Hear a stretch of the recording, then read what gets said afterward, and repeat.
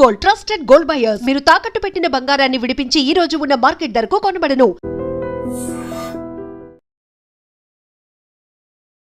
నమస్తే, welcome to I dream inside politics with కవిత.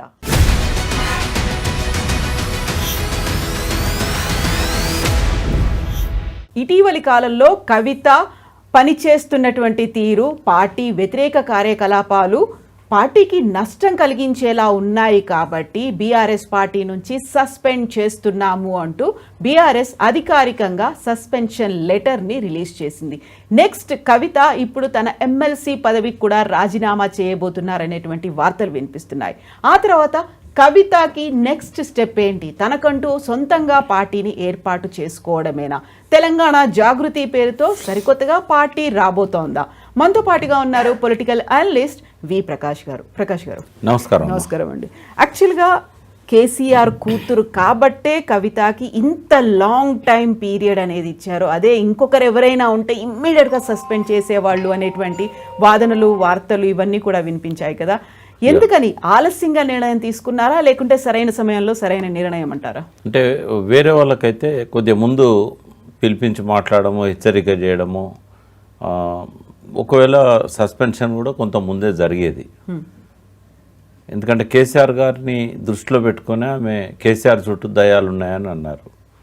అదే objection చాలా. ఎందుకంటే ఏ పార్టీకైనా ఒక అగ్రనాయకు చుట్టూ దయాలు ఉన్నారు అని చెప్పడం అనేది చాలా పెద్ద మిస్టేక్ అది. బట్ నిన్న ఆమె మాట్లాడిన మాటలు అదొక పరాకాష్ట అని చెప్పవచ్చు. ఆమె పతనానికి పరాకాష్ట అది ఈ పార్టీలో. ఎందుకంటే హరీష్ రావు గారు లేకుండా బీఆర్ఎస్ పార్టీని ఊహించలేం. టీఆర్ఎస్ కానీ బీఆర్ఎస్ కానీ. కేసీఆర్ గారు రథసారథే, బట్ తెలంగాణ ఉద్యమ సారథి కేసీఆర్ అయినా కూడా ఆయన సారథిగా ఉన్న రథాన్ని నిర్మించడంలో, దాన్ని నిర్వహించడంలో హరీష్ రావు గారి పాత్ర చాలా గొప్పది. ఏకంగా నా దృష్టిలో అయితే సరే కేటీఆర్ గారికి ఇచ్చే గౌరవం కేటీఆర్ గారికి ఇస్తాము, ఆయన is a working president. But బిగినింగ్లో కేటీఆర్ గారు, కవిత గారు లేనప్పుడు తాను ఒక్కడై భుజాల మీద వేసుకున్నాడు ఆ పార్టీని. అప్పుడు సంతోష్ గారు కూడా లేరు.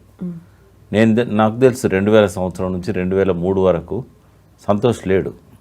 ఇంకా ఆయననే పట్టుకొని ఆయన అవినీతి పరుడని, అందుకే ఆయనను ఇరిగేషన్ ఇవ్వలేదు, పక్కకు పెట్టాడని, కంటిన్యూ చేయనియలేదని, తర్వాత సిబిఐకి ప్రభుత్వం అప్పజెప్తున్న సమయంలో కాళేశ్వరంలో అవినీతి జరిగిందని కన్ఫర్మ్ చేసిన స్టేట్మెంట్ అది.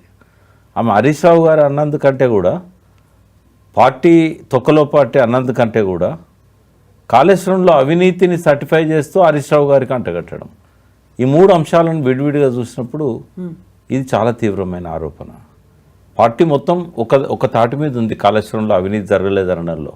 మాలాంటి విశ్లేషకులు కూడా ఆ పార్టీతో మాకు మొదట్లో ఉన్న సంబంధం కావచ్చు, ఇరిగేషన్ డిపార్ట్మెంట్లో నేను చైర్మన్గా చేయడం కావచ్చు, నీటిపారుదల రంగం మీద ఉన్న అవగాహన వల్ల కావచ్చు, కాళేశ్వరంలో అవినీతి జరగలేదని నేను చెప్తాను. అటువంటిది ఏకంగా ఆయనను టార్గెట్ చేసి అవినీతి జరిగిందని చెప్పడం అని అంటే అది చాలా సీవియర్ అభ్యంతరకరమే కాకుండా పార్టీకి తీవ్ర నష్టం కలిగించేది. భవిష్యత్తులో సిబిఐ ఎంక్వైరీకి ఇది ఒక సాక్ష్యం కూడా అవుతుంది.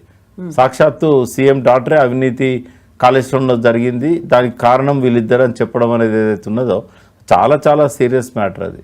కాబట్టి ఇంకా పార్టీలో మొదటి రోజు నుంచే నాకు చాలామంది ఎమ్మెల్యేస్ కూడా ఫోన్ చేశారు, సిట్టింగ్ ఎమ్మెల్యేస్ ఆఫ్ టీఆర్ఎస్. ఈమె ఇట్లా మాట్లాడుకుంటూ పోతే మేము వచ్చే ఎన్నికల్లో గెలవము, మీరు ఎందుకు చెప్పకూడదు కేసీఆర్ గారికి కానీ కేటీఆర్ గారికి కానీ నా మీద ఒత్తిడి తెచ్చారు. అంటే ఇక ఒత్తిళ్ళు చాలా తీవ్రమై ఉంటాయి. ఇంకా గత్యంతరం లేని పరిస్థితి పార్టీకి ఎదురైంది. తప్పనిసరి పరిస్థితుల్లో సస్పెండ్ చేశారు.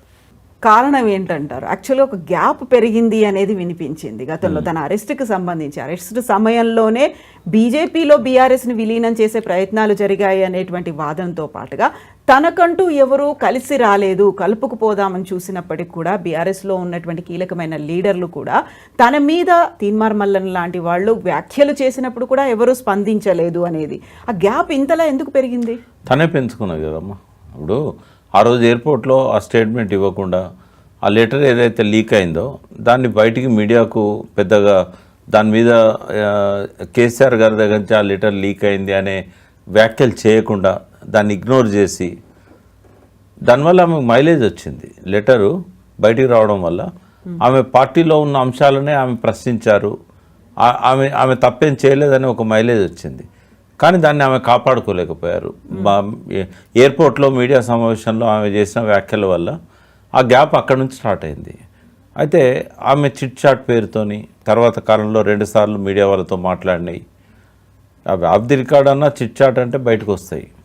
ఇట్లాంటివి ఏవి చేయకుండా ఉండాల్సింది. తర్వాత వరుసగా 2-3 కార్యక్రమాలు కూడా నిర్వహించింది ఆమె. బీసీల కోసం అన్నా, ఒకవేళ కాళేశ్వరం కోసం అని చెప్పినా కూడా ఇవి కొంచెం పార్టీకి సంబంధం లేకుండా నిర్వహించిన కార్యక్రమాలు. అంటే ఈ గ్యాప్ తనే పెంచుకున్నది అనేది నాకున్న అవగాహన. తనే గ్యాప్ పెంచుకుంటూ వచ్చింది. ఎందుకని? దానికి కారణాలు బయటికి ఆమె ఏం చెప్పట్లేదు. ఆమె చెప్తున్నాయి వాస్తవాలు కాదు.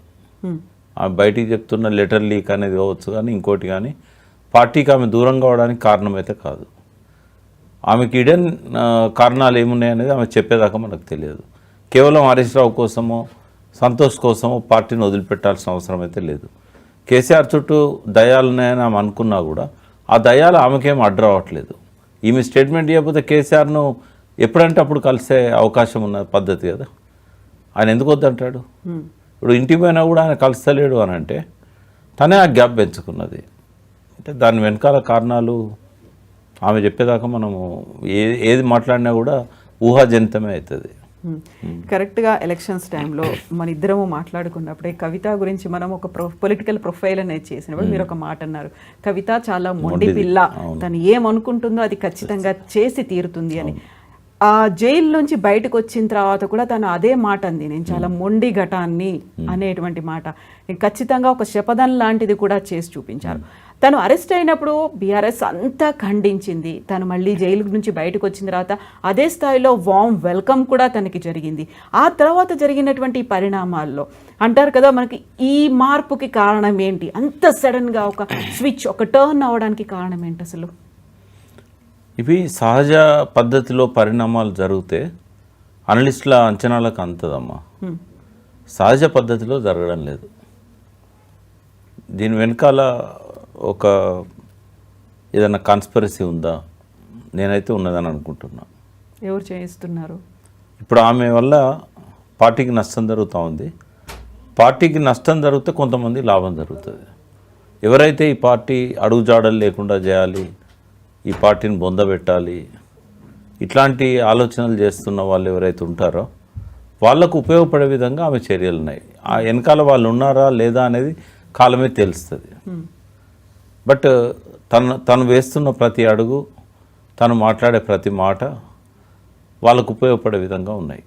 అంటే ఒకటి తెలంగాణ శత్రువులు, రెండవది కేసీఆర్ గారికి వ్యక్తిగతంగా శత్రువులు.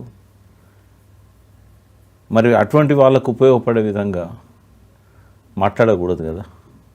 నేను ఆ పార్టీలో లేకున్నా కూడా ఒక దీపాన్ని గాలి కారిపోనీయకుండా కాపాడినట్టుగా నేను ఆ పార్టీని కాపాడినా కేసీఆర్ గారు తెలంగాణకు చేసిన మేలు ఎవరికి సాధ్యంగా తెలంగాణ తెచ్చిందనే ఒక కృతజ్ఞతతో ఆయన నాకు ఇంటర్వ్యూస్ ఇయ్యని రోజుల్లో కూడా నేను ఆయన మీద ఎన్నడూ మాట్లాడలే అగెనిస్ట్గా.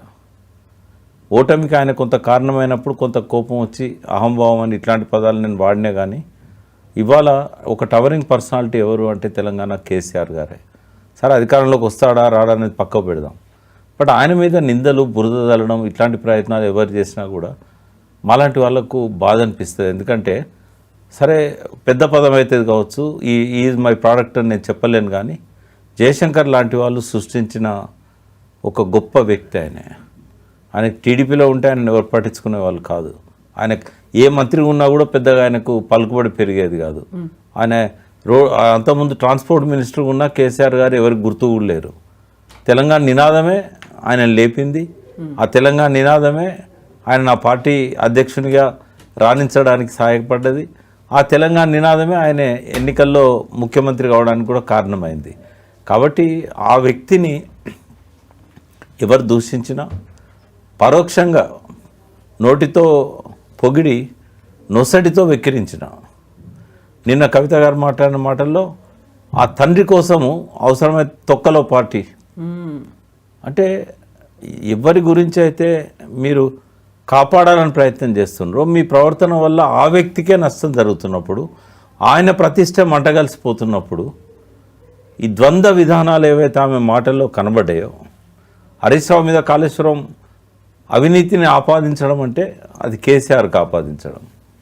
హరీష్ రావు మామూలు మంత్రి అనలా, కానీ ముఖ్యమంత్రి కేసీఆర్ సిబిఐ విచారణ సమయంలో సిబిఐకి ఇచ్చినందుకే అంత ఆవేశం కోపం నిజమైతే అదే సమయంలో హరీష్ రావు మీద అవినీతి ఆరోపణ చేయకూడదు.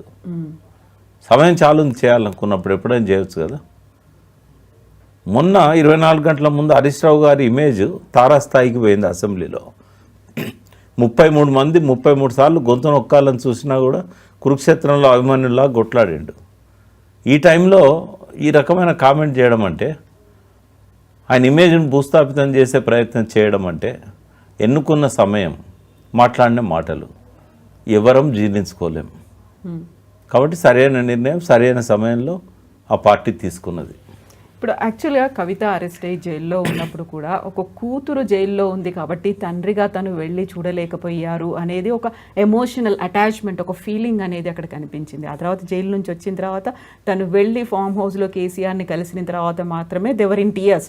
ఆ తర్వాత తను ముందు నుంచి చేస్తున్నటువంటి మా తండ్రి మంచివాడే కాకపోతే చుట్టూ దయ్యాలు ఉన్నారు అనే మాటతో పాటుగా సిబిఐ దాకా వెళ్లాల్సినటువంటి పరిస్థితి మా తండ్రికి కల్పించారు చుట్టూ ఉన్నటువంటి వాడు. అక్కడ తండ్రి మీద ప్రేమ ఉంది అనుకోవాలా, లేకుంటే అక్కడ వ్యతిరేకమైనటువంటి భావన ఈ చుట్టుపక్కల ఉన్న వాళ్ళ మీద ఉందనుకోవాలా? చుట్టూ దయ్యాలు ఉన్నాయని చెప్పిన తర్వాత కూడా తొలగించుకోలేనంత అసమర్థుడా కేసీఆర్? తెలియదా దయ్యం ఏదో మంచి ఏదో ఆయన చుట్టూ ఉన్న వాళ్ళని ఎట్లా ఉపయోగించుకోవాలనో?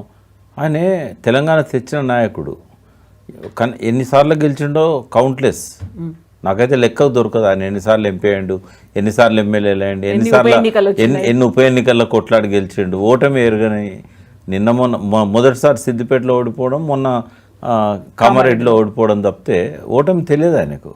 అటువంటి గొప్ప నాయకుడు దయ్యాలు ఎవరో దయ్యాలు కాని వారు ఎవరో తెలుసుకోలేనంత ఇది ఉంటాడా? అంటే ఆయనను అంత తక్కువ చేసి మాట్లాడడం అవుతుంది. అది చుట్టూ దయాలని అంటే నీకు సోయలేదు అన్న మాట దాని వెనకాల ధ్వనిస్తుంది.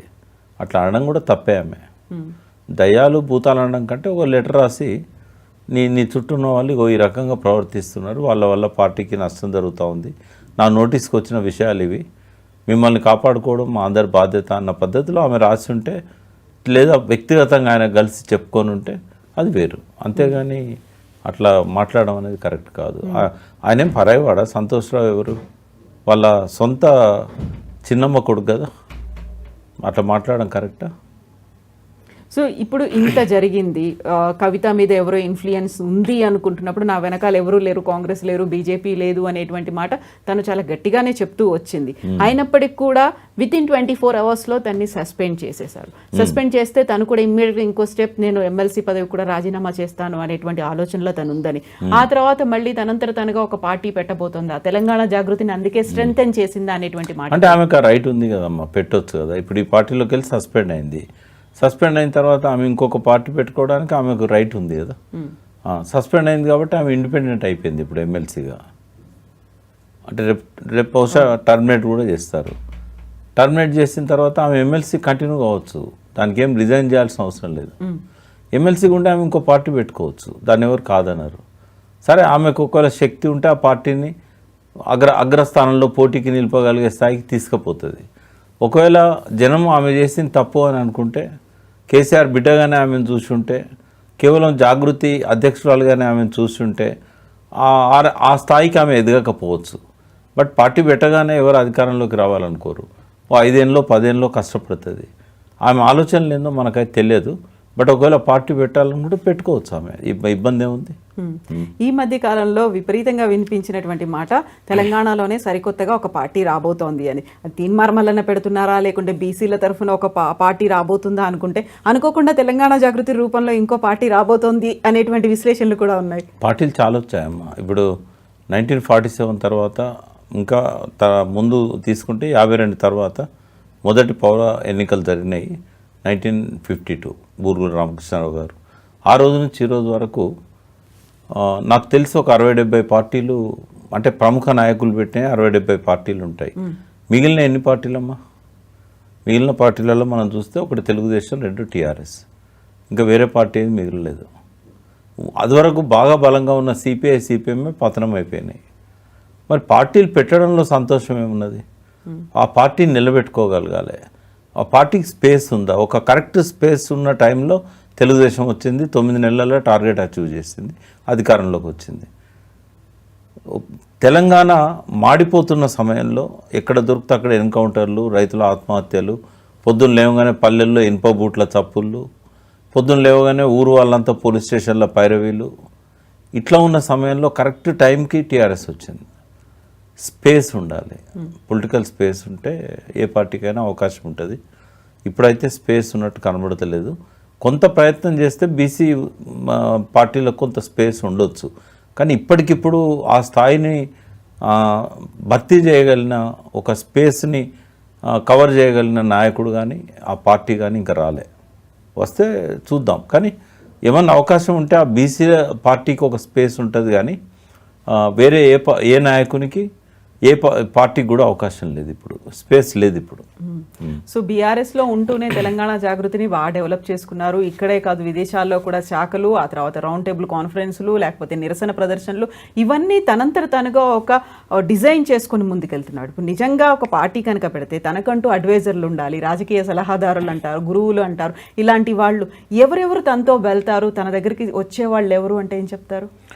జీవితంలో వివిధ పనులలో ఉన్నవాళ్ళు, వివిధ లక్ష్యాలను పెట్టుకొని పనిచేస్తున్న వాళ్ళు, అది పారిశ్రామికవేత్తలు కావచ్చు, విద్యార్థులు కావచ్చు, మీలాంటి యాంకర్స్ కావచ్చు, లేదా సినిమా నటులు కావచ్చు, రాజకీయ నాయకులు కావచ్చు, 100కి 97% ఫెయిల్ అవుతారు.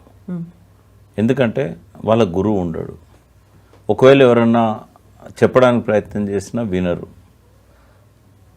గురువు లేని విద్య గుడ్డి విద్య అన్నట్టు ఈ మెంటర్ అనేవాళ్ళు లేనప్పుడు జీవితంలో సక్సెస్ రాదు.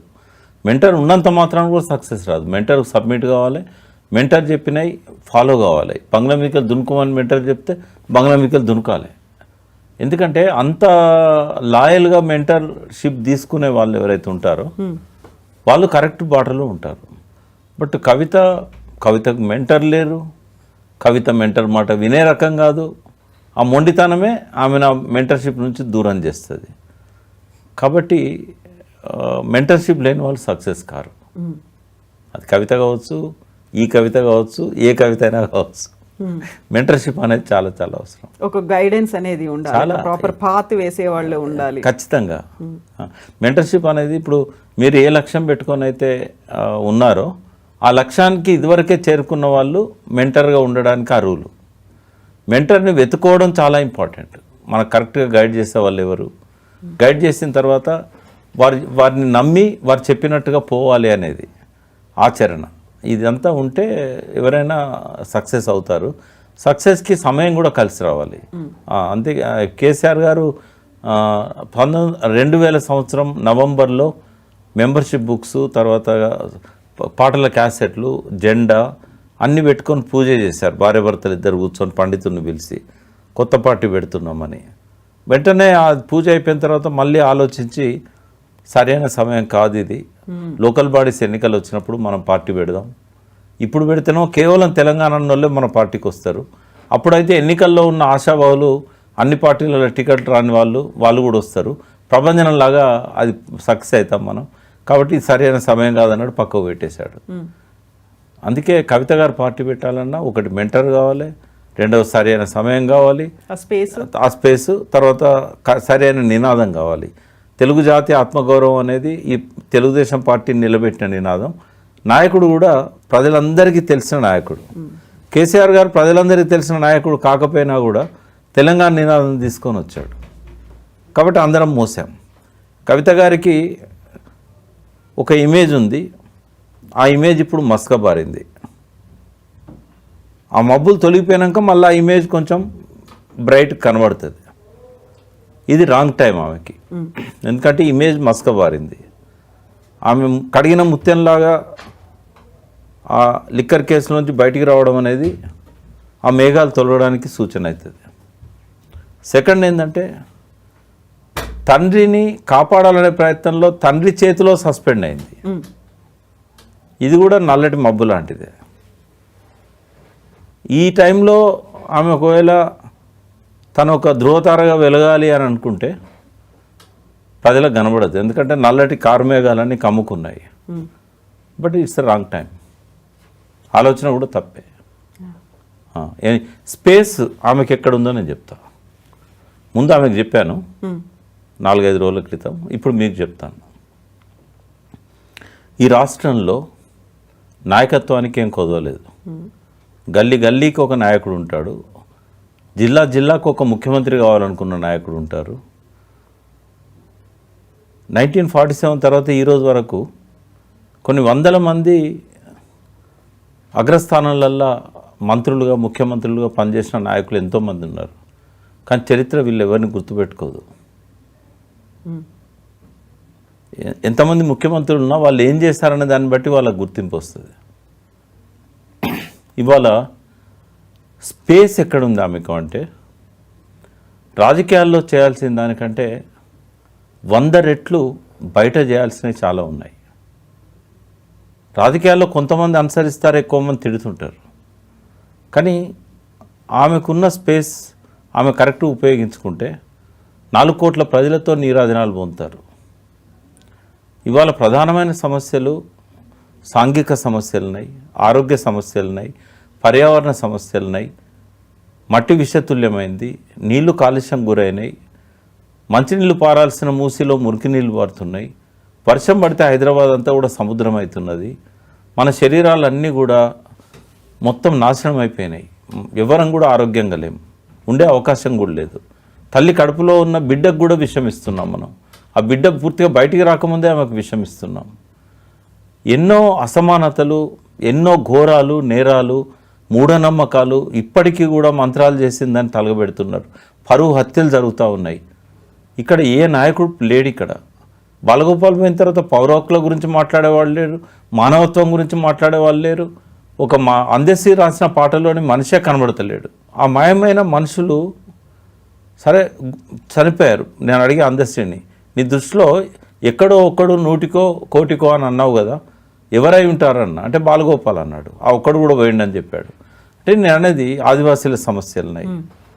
ఆమెమో జాగృతి పేరుతో చేయాల్సింది సాంస్కృతిక విప్లవం. అది ఆ స్పేస్ ఉంది, ఆ గ్యాప్ ఉంది.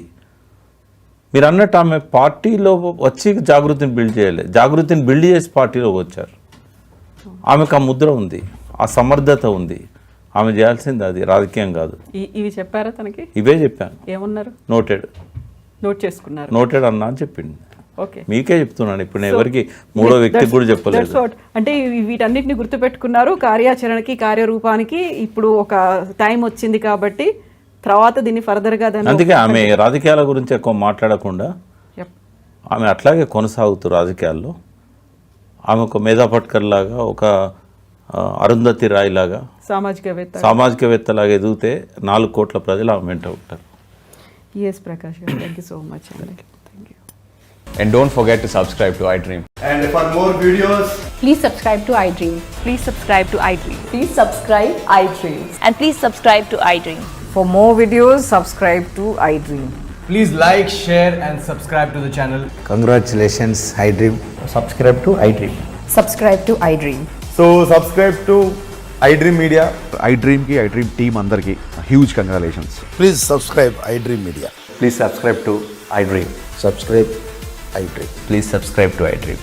iDream అంటే నా కళల ఛానల్ సబ్స్క్రైబ్ చేసుకున్న నోరు తిరుగుతలేదు, మీరైతే గంట గుర్తు కొట్టండి. For more such videos, please subscribe to iDream.